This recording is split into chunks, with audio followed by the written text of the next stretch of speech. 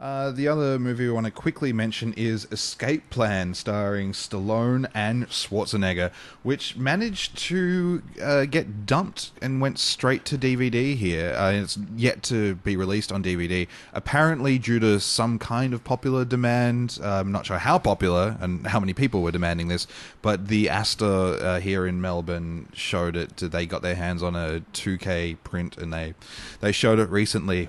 I need to get into the isolation area. Okay. Good.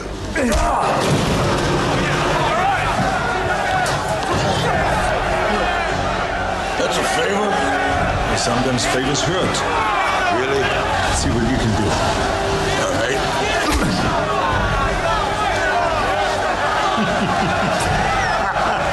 You hit like a vegetarian. Try this. Hurt? What's good? Look what's coming. Well, it's funny. I'm just drawn to any Schwarzenegger performance. I just kind of have to see it. Yeah, you got to see it. Even though they're largely terrible films, I keep going back for more.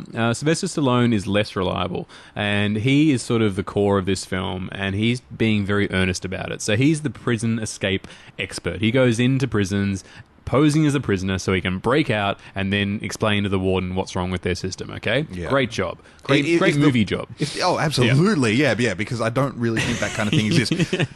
He starts off, right, one of the first couple of minutes, he stabs, like 2 or 3 guys to death. It's just in the line of work, you know. He gets a shiv, he's shivving a couple of guys in the yard while they're out on lunch break at jail, and then he gets sent to solitary confinement so he can miraculously break out, and then he tries to explain it to people, but no one can understand what he's saying. Yeah, he's back doing that voice again. I had a lot of trouble understanding him in this film.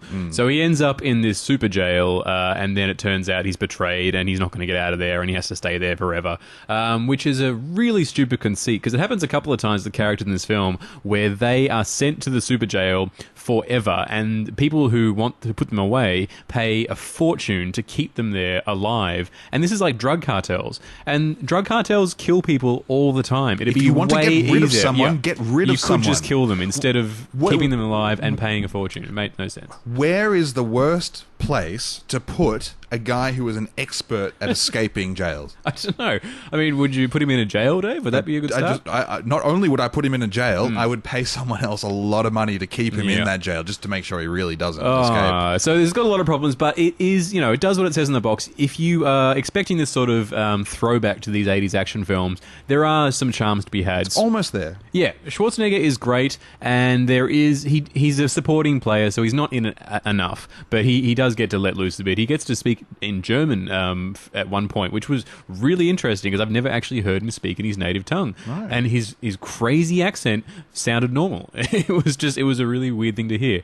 Most believable piece of acting he's done in a while, I think. Yeah, so he gets his sort of hero moment towards the end where it does go straight back to like the Commando days. It's in super slow motion. He gets one of those, I don't know, anti-aircraft guns that he just picks up and has a moment like that. It's really awesome and old school rock star 80s action flick. However, they ruin it by giving him the worst catchphrase ever. I mean, he's supposed to have a witty pun. When I say witty, I mean, Schwarzenegger level witty. Witty enough. Yeah, like whatever. But his line at the end of this film, after he kills a guy, is "Have a nice day, asshole." That's what they came up with. Yeah. It's not a throwback to anything else in the film. It's not a pun. It's just "Have a nice day, asshole." Yeah, and it's kind of not strong enough to be... Surely they weren't thinking that was going to become a catchphrase. I think they... I don't know. Yeah, I know. I mean, it's weak if that's really... But it wasn't that...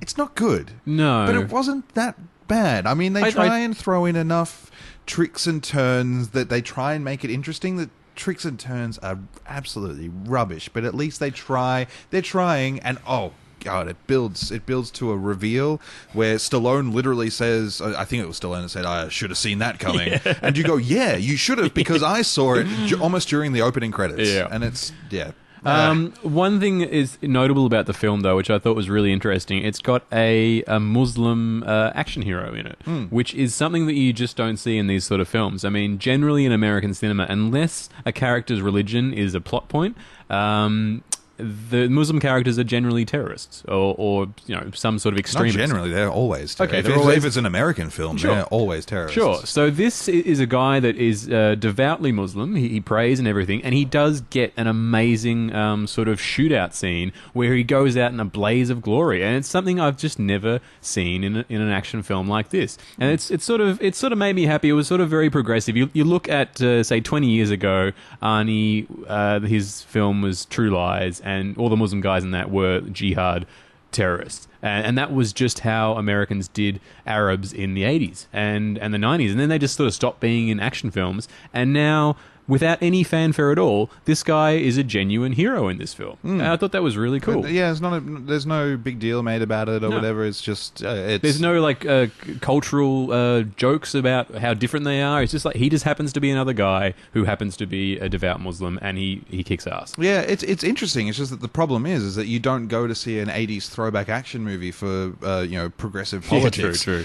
And it's one of those things that suffers from taking itself far too seriously. In a movie, this used to be called The Tomb. This was the movie that we were all looking forward to when Schwarzenegger was out of office in California, and he was going to do something called 10, which I think we're yet to see. He has some weird haircut in that or whatever. I'm sure now it's probably not going to be that good.